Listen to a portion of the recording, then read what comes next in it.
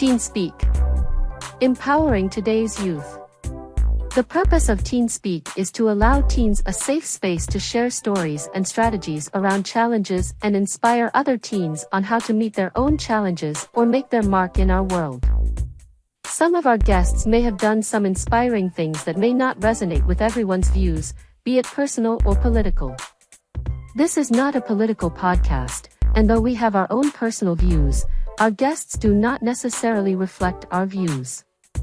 They are simply here to share a story and experience in hopes it inspires others to be the best version of themselves and make the impact they desire in the world. Great.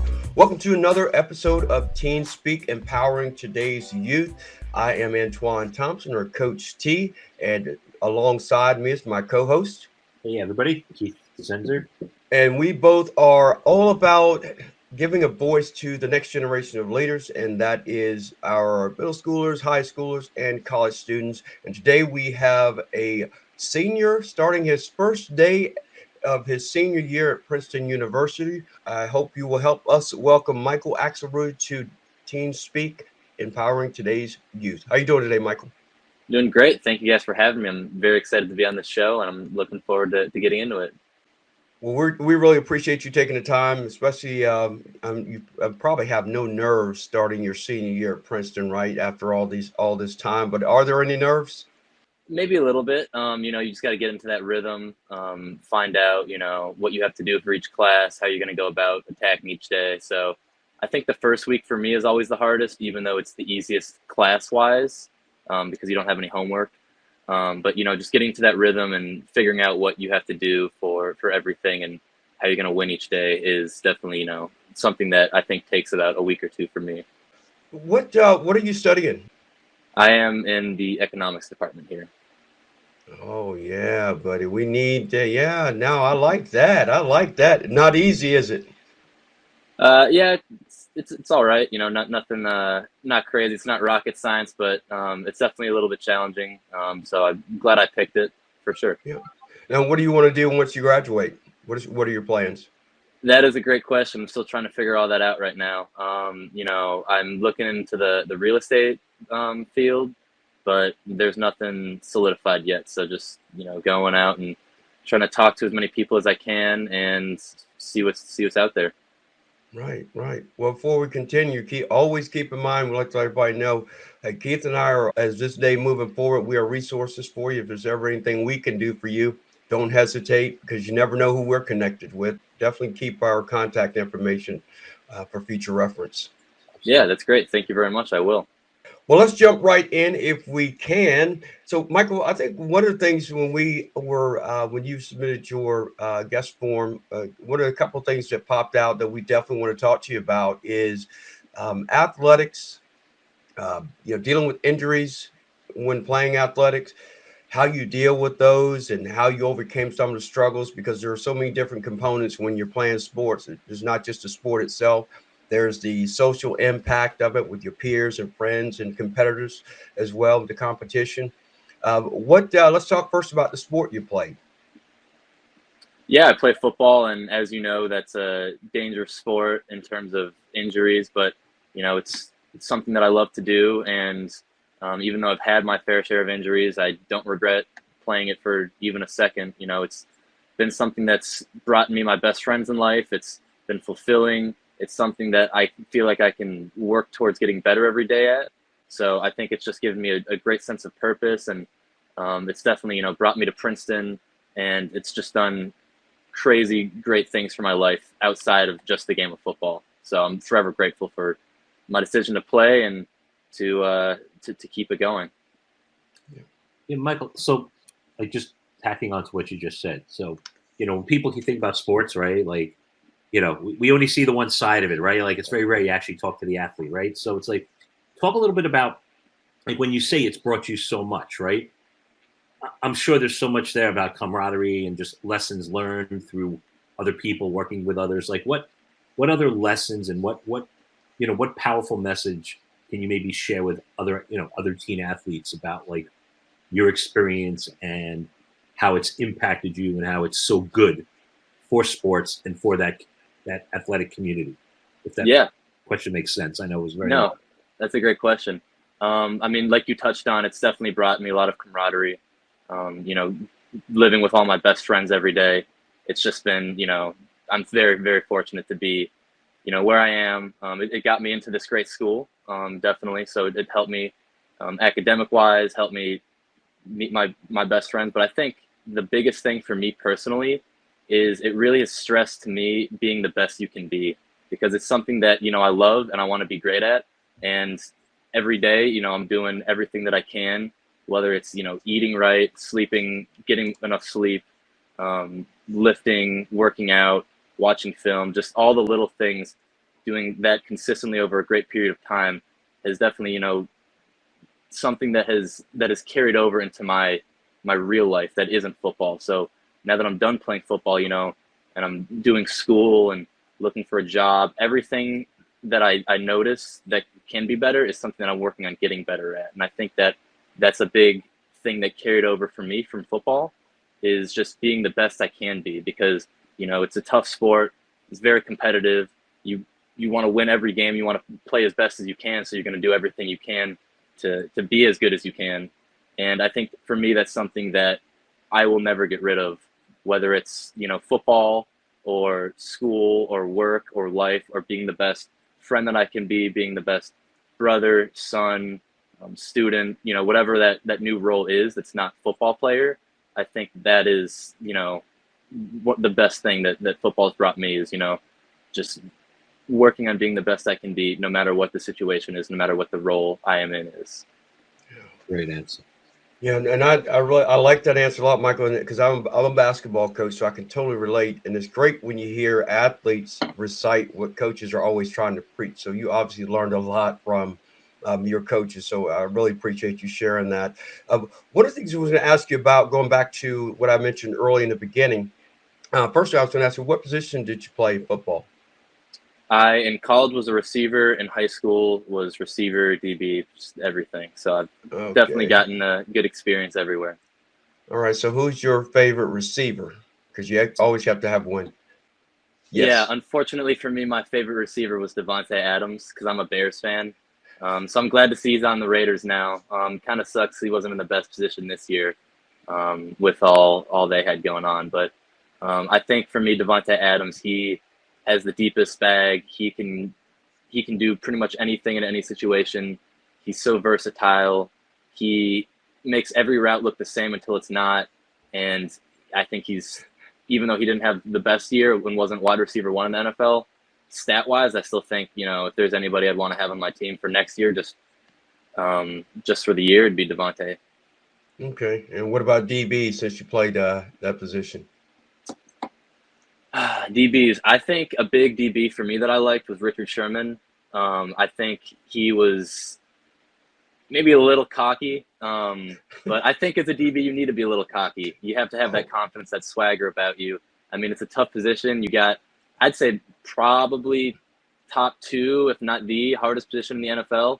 So just seeing him ball out when he was, you know, in his prime, you know, maybe talking a little bit of smack, but still getting into people's heads. I definitely respected his game a lot. Okay. All right. Those are pretty couple of big names. I went a couple of, actually the DB would surprise me, but you know, I can see that. I can see that. And you're right in that description. So let's talk about your injuries that you had that affected you. Where was the first? Was it high school? Yeah, the first major injury I had was maybe 8th grade. And it was weird because it wasn't really like one of those injuries where you're like, oh, I knew right away that I was hurt. It was one of those ones that kind of happened over time, and it was just the cartilage wearing away in the knee. So 8th grade, after I graduated, going into that summer, I remember going to the doctor after having knee pain, and he said that I wasn't going to be able to play my freshman year of football. So obviously we had to get another opinion on that. Got the other opinion, and I was cleared. So I played my freshman year of football in high school. And then that winter, I think it was January maybe, I don't remember exactly what happened. I think I got hit weird or something in a basketball game, or I don't even remember. But the knee ended up getting worse, and I couldn't really walk on it. And then from there, I found out I needed surgery. So I had my first surgery was March of my freshman year of high school. Wow. So let's talk about the impact emotionally that had on you, knowing obviously that you love playing, and here you are from 8th to 9th grade, you're dealing with an injury both years, get a second opinion, get cleared to play, and then you still, it gets worse and you're not able to play. What's your initial emotions that what you were feeling is, not being able to play? Because you still got a few years left to play, but you're probably wondering, will I ever get back to 100%, being that it's been back-to-back years? Yeah, so I think there was never really a doubt in my mind that I would get back to 100%. I kind of always knew that I was going to get back and still be in great shape. I don't know if others thought the same thing, but there was never really a doubt in my mind that I was going to get back to 100%. And emotionally, I definitely think it was tough because, you are restricted and limited in playing the sport that you love, which is not easy. I think the second surgery was when I got the news I had to get my second surgery, that was definitely maybe a little harder emotionally, just because when I got my first surgery, I didn't know exactly what I was going into. And then, you get the second surgery and you realize, oh, wow, I have to do all this again. So the second surgery was actually pretty much a year after that. I had torn my ACL after my sophomore year. So it was definitely, a roller coaster of emotions going from freshman year surgery to working to get back to getting cleared early to playing and then getting injured again. So, emotionally not easy, but there was still never a doubt in my mind that I would come back. Well, just because you talk about like teammates, right, and like this whole camaraderie, right? So, as you were going through this, right, and knowing I can't play, like, how did what kind of support and how did being part of a team and having all these people around you that are that you're on the field with when you're not injured, how did how would they be able to support you and help you through this? So you were able to keep positive and despite whatever was going on, being able to look forward to getting back and just having that support, knowing they got your back, even though you can't be there with them on the field. Exactly. Well, I mean, the obvious thing is that, of course they're going to, send their love and support, and they're definitely going to reach out to you and say, hey, I'm with you on this journey and let's get back to playing together. So, there's the obvious part where it's the external, show of support, and you definitely appreciate that the most. But then there's also the internal thing that nobody really sees, and it's just kind of the thought that that your teammates are with you no matter what. So really just doing everything you can just to get on the field back with them, I think was something else that really inspired me too. Not just something that, anybody could see, but I think just the underlying, support and emotion tied around you guys playing together, which I think is very big. They're supporting me. I'm sitting on a table doing hundreds of leg raises a day, trying to strengthen and get back for rehab. And, the whole time I'm thinking about getting back and playing with them. So, the support is great, and you definitely feel it whether you're with them or not. So, I mean, it's just couldn't ask for a better situation to get injured in, I guess. Yeah. Yeah, I like that because it is what Keith was saying earlier about, you understand the importance of camaraderie is your teammates inspire you just as much when you're not there as they do when you are there. If you have really good teammates, that's what they do. And they know that you're an important part of the team, and you being there, whether it's on the field or just even in the locker room, in the training room, wherever it may be, it's an inspiration. And you said earlier you had no doubt that you were going to get back. That kind of mindset is what a lot of young people need to hear. And that's why I really appreciate you sharing that part. Because there's a lot of young people now. I know that kids I work with, some that have been injured. There's always sometimes that woe is me, I got hurt, I can't play kind of thing. Will I get back? And you are being determined that you were going to get back is also an inspiration for your teammates because they see how hard you work to get back. So that's going to spread to the next person that gets injured. They're going to hey, Michael had the right attitude. He worked hard. He was here as much as he could be. So I think it's important that our listeners and our young athletes understand that you can be an inspiration to your teammates, and your teammates can be an inspiration to you, even when you're not able to compete.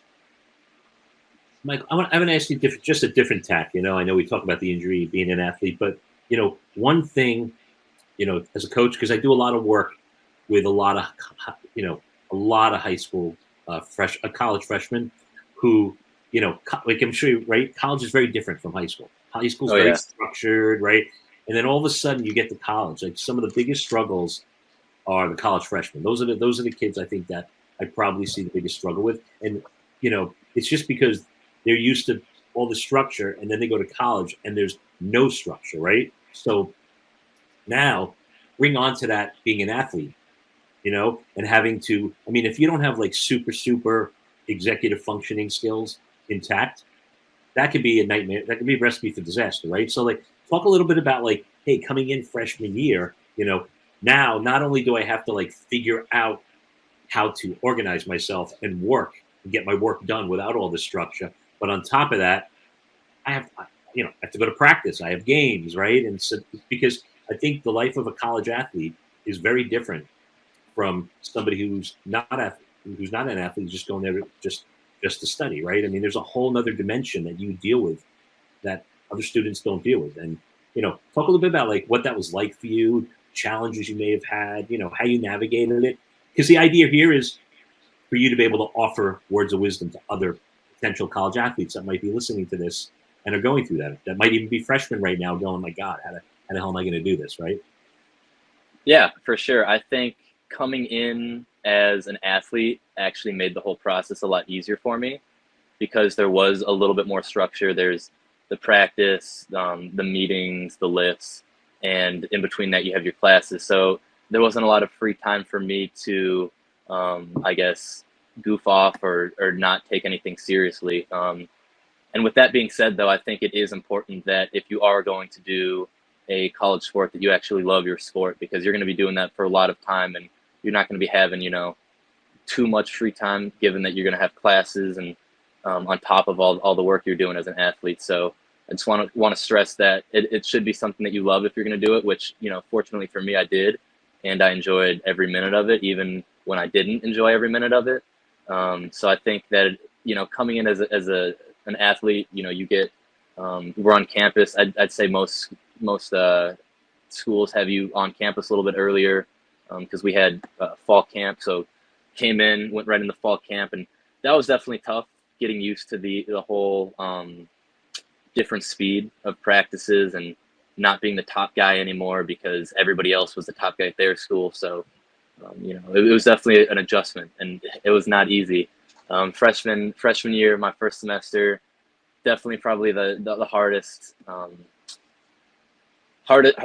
couple months of my life, but it was definitely worth it, and you come out of it better for it, and it's an adjustment for sure, but you know, you start to get in a rhythm, and you figure out how you're going to manage everything. So coming in as an athlete definitely made it a little bit easier, even though it was maybe a little bit harder.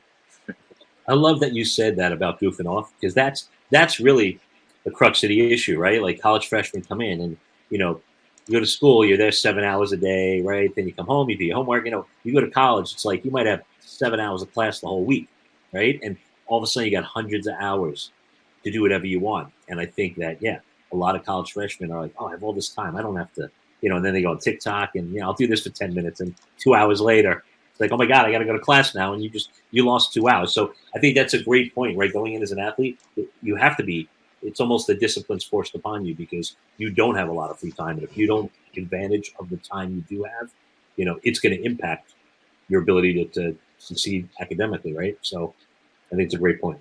Yeah, exactly. I think it's definitely hard to, you know, when you're not in a sport, it's definitely hard to kind of stick to a schedule. So I think actually, interestingly enough, for me, I can't speak for everybody, but for me, in season was maybe even a little bit easier to have all my work done just because there was that structure. So when we're out of season and just doing lifting or spring ball practices, sometimes it could actually be a little bit harder for me to be on track and be, you know, all done with my schoolwork in time.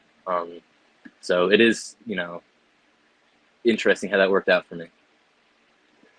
So I actually wanted to stick to this part. 'Cause this is something I would love to hear you share, because I think a lot of young people that are going to be playing college sports don't understand one aspect. And you mentioned a couple times, in season, out of season. Give us an overview of what the off season is like for a college football player, because to Keith's point about how you navigate the schedule. Well, you make a valid point. Well, in season is pretty easy to organize your schedule because it's there for you. It's given to you. In the off season, there are some times off, but what is that off season commitment like for a college athlete? Yeah, the off season is definitely what you make of it. You're going to have your standard scheduled lifts, scheduled meetings. You'll be in spring ball. If it's football, I'd imagine for other sports you have out of season practices as well, but not nearly as often. Maybe more rigorous because you're out of season, but still, you still have a lot more free time when you're out of season. So I think it's definitely what you make of it, because you can just do all the required stuff, and which is the bare minimum, and get by, and then the season rolls around, and you're in a decent spot.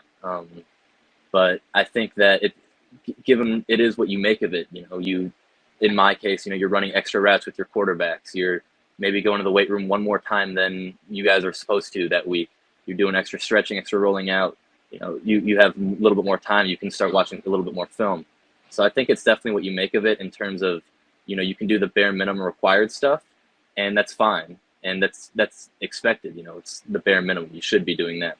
But then you can also take it to the next level and really try to push yourself. And I guess that just goes back to being the best you can be. And in this case, it's the best you can be in football. Is if you want to be the best you can be, it's, doing all the extra stuff, and it's doing it consistently, day by day, making sure you have a set routine of, I have this, and this that my team is doing this week, but I'm also going to layer in this and that, which could be, extra routes, or, like I said, film for the off season. So it's, definitely what you make of it. And it definitely is easier than being in season, just because you have a little more free time. But given that you have more free time, it is easier to lose track of what's important. So it's important to keep your sights set on the goal, which is you playing well during the season and enjoying the process, taking everything day by day, and making sure you're doing as much as you can without doing too much. Yeah. So I have another question for you. Like, for other athletes out there listening, can you share like a story of like, a lot of people like don't embrace failure, right? They view failure as a bad thing, right? But I think we always push on this podcast, me and Antoine, right? Failure is the best thing that can happen sometimes. It's how you learn. It's how you grow. You have any really good stories that you could share with, maybe some pivotal failures for you on the field that you were able to turn into wins? Like at the time, it felt like a really big failure, and how you were able to take that and turn that into win for yourself. Yeah, that's a great question. And I think that might be the single biggest growth I've seen mentally in my game. I used to think of failure as failing, which is not the case. Like you said, it's definitely an opportunity to learn and to get better. I think one case that comes to mind is I didn't think I was the strongest, and I was lifting, and I couldn't do this new PR, which is kind of an insane thing to be mad about, but I was mad, and I failed on a rep, and I let it get to my head, and I was, really mad, and maybe even inconsolable. And I'm just, all these negative thoughts came flooding in, like, I'm weak, I won't be this, I will never be great, this and that. And it's weird that is one of my core memories in my process, but it is, because I think it's something that I realized where a turning point kind of happened. And seeing my reaction to that at the time, looking back at that now, I am completely changed. If that were to happen to me now, I would look at it, like you said, it's just a lesson. And I think it's important to embrace failure, because that point, that wasn't necessarily a failure for me. That was me pushing my limits and not getting it. I think if you're not failing, you're not pushing yourself hard enough. And if I wanted to, be happy when I left that weight room that day, maybe I would have done 20 pounds less, not go for a PR and get the rep. But in that case, in that setting, I was going for a PR and I didn't get it. And that's what it is. And I got stronger, and I eventually hit it a couple days, maybe weeks later. and I got better from it. So I guess the moral of that story for me is what resonated so deeply for me is that, you know, you're going to push yourself. And if you want to be the best you can be, you're going to need to push yourself. And when you push yourself, you're going to fail.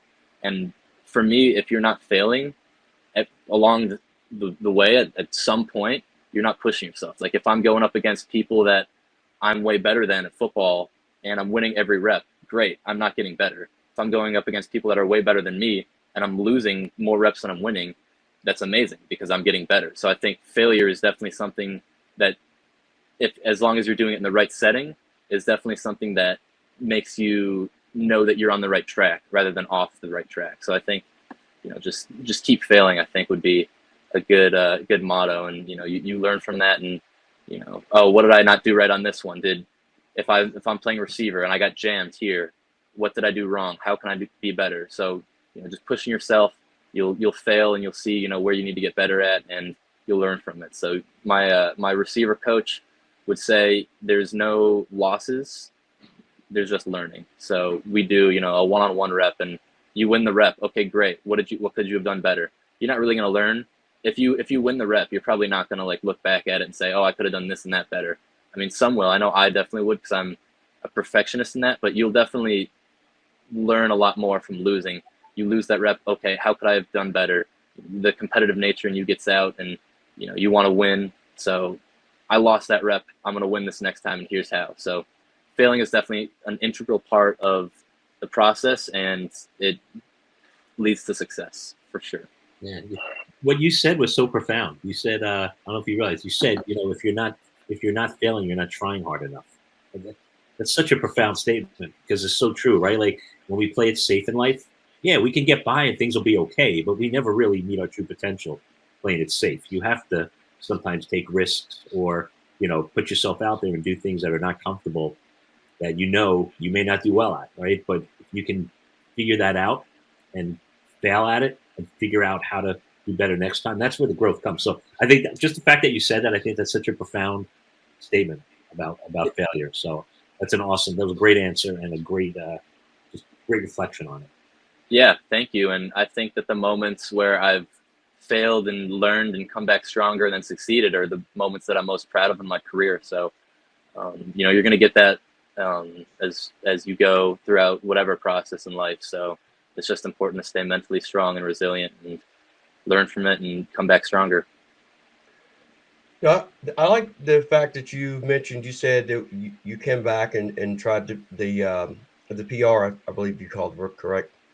And you waited, even when you were frustrated. I think the other thing that's really important, not everybody responds to failure the same. Some people are quick to go, okay, you know, I failed, and they get right back on the horse. You took time to reflect on it. You said you were inconsolable at one point when you failed the first time. And then you needed a little bit of time to get your composure and think about it. Like, okay, everything you try, you don't always get the first time. It's basically what I'm surmising, that you came to that conclusion that, hey, you know what, take a little bit more time, come back, and then I succeed. Why that's so important, I think, to hear you say that is also going back to what we talked earlier about teammates and camaraderie. You know, obviously somebody probably tried to console you, and that's how you figured you were inconsolable because you know your teammates know you, and it's all about maybe even just an inkling of somebody trying to show support to console you, going, hey, you know, sorry, you'll get it next time.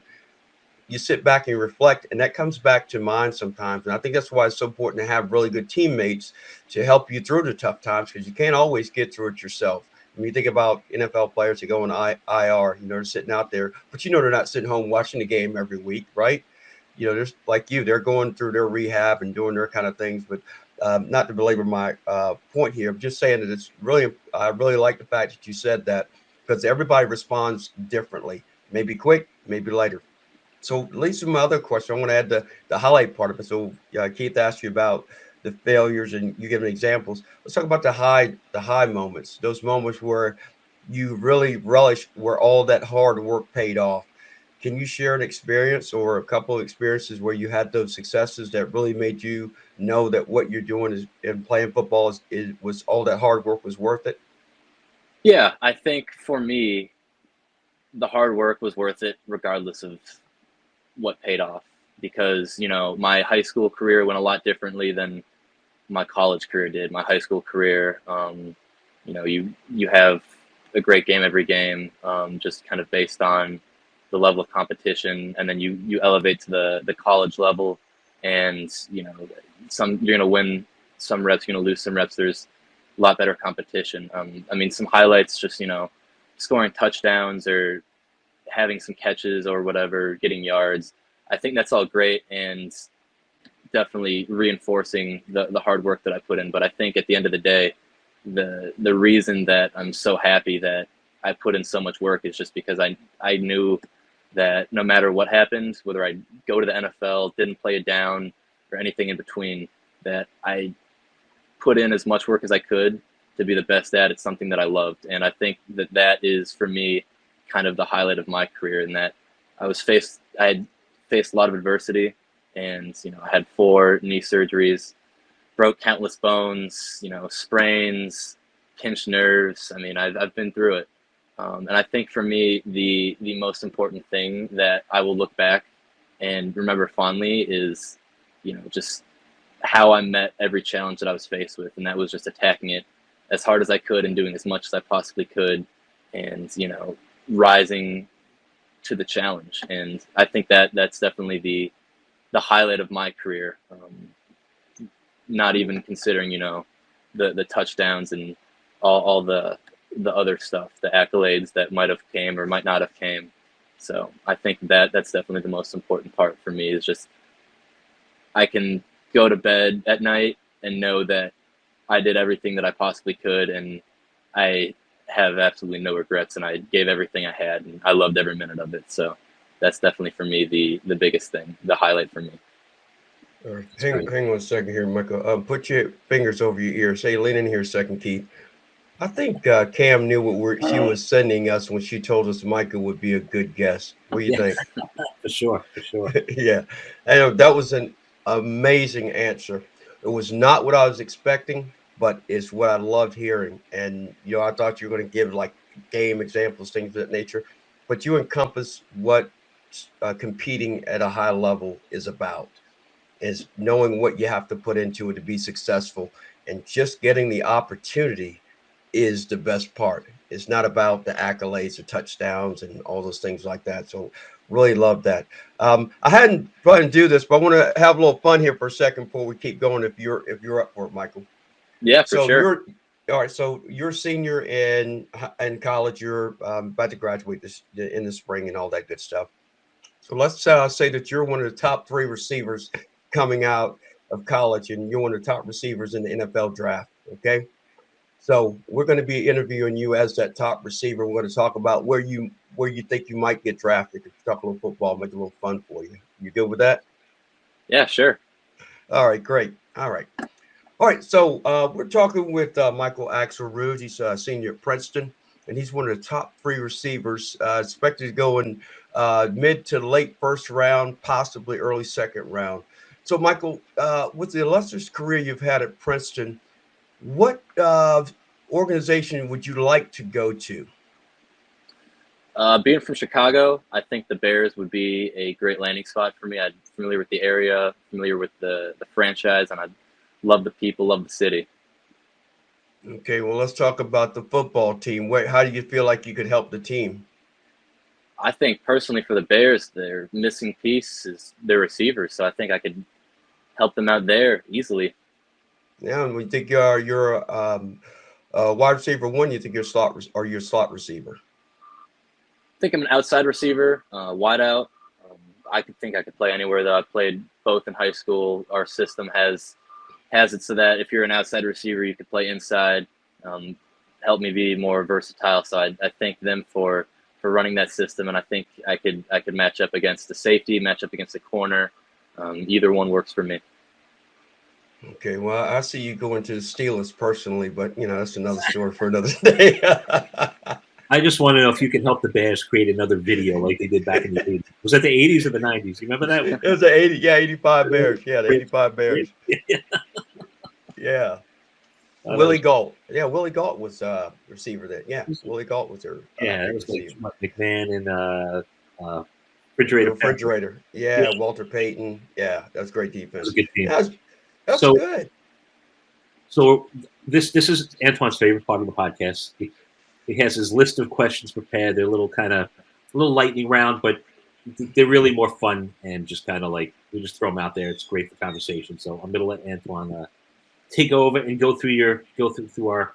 We do this every podcast, so it's the same questions we ask every week. And the reason we do it is it's great to see like some of the common themes that we get as answers from our various guests, and it just helps impart some of the lessons we're hoping that are being taught here or being put out into the world.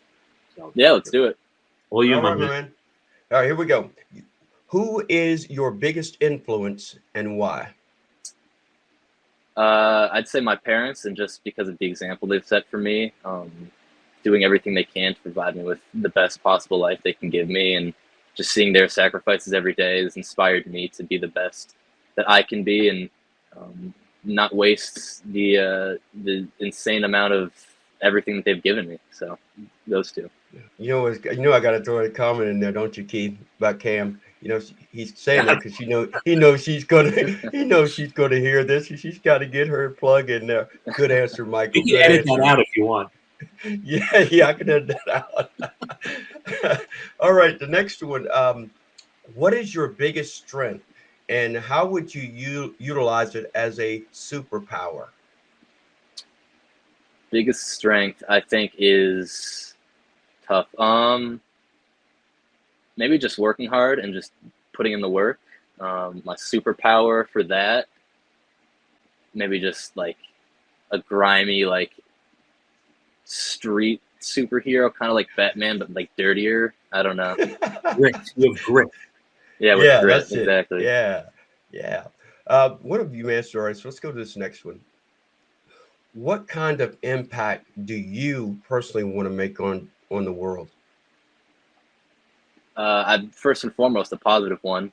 What that entails, I don't know. And I think that just comes from, again, just trying to be the best that I can be in every role, everything that I am.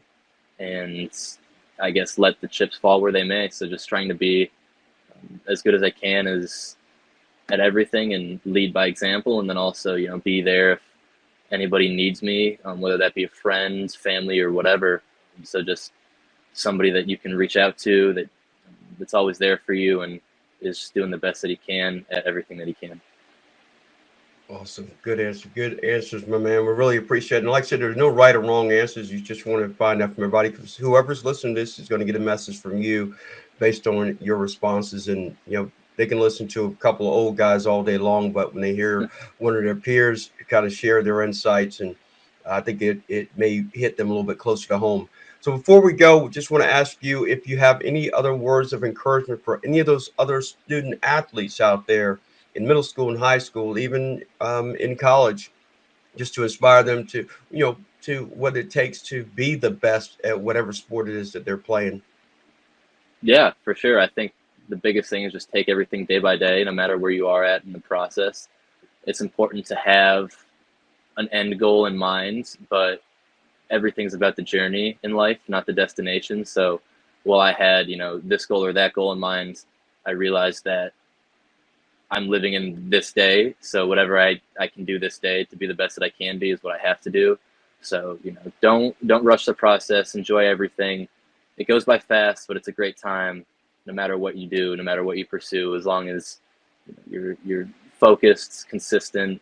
And I know it's simple. It's not easy, for sure. But just take everything day by day. Don't rush the process, and enjoy everything. Beautiful. Awesome. Well, Michael, we really appreciate you taking the time out. I know you're getting ready for your first day of your senior year, and really appreciate you taking time. And we know that it's going to mean a lot to some of our listeners and even parents. I think you've given some information for some parents to also take heed, and some advice for them as they navigate their young sons and daughters through athletics in school. So we really do appreciate it. And I'm going to turn it over to my co-host here to send us home. Yep. Well, so thank you for being on. We really do appreciate it. Thank you for the message you bring. I wish you an amazing senior year. Congratulations on graduating Princeton. It's an amazing school, and that in itself is a pretty huge accomplishment. So lots of luck to you in the future. Thank you. And we always say we're always here. If we can ever support you, let us know. And Yeah, thank you very much. And I don't know about graduating Princeton. I haven't done that yet, so I don't want to jinx anything, knocking on wood.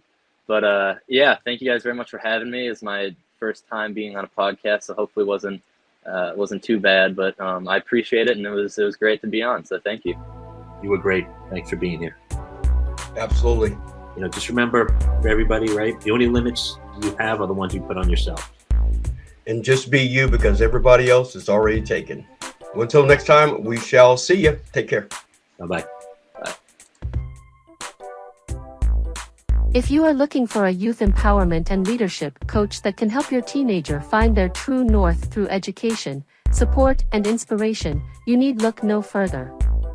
You can reach Coach Keith Senzer through his website, shiftyourpower.com. Coach T can be reached through his website as well, coachtscorner.com.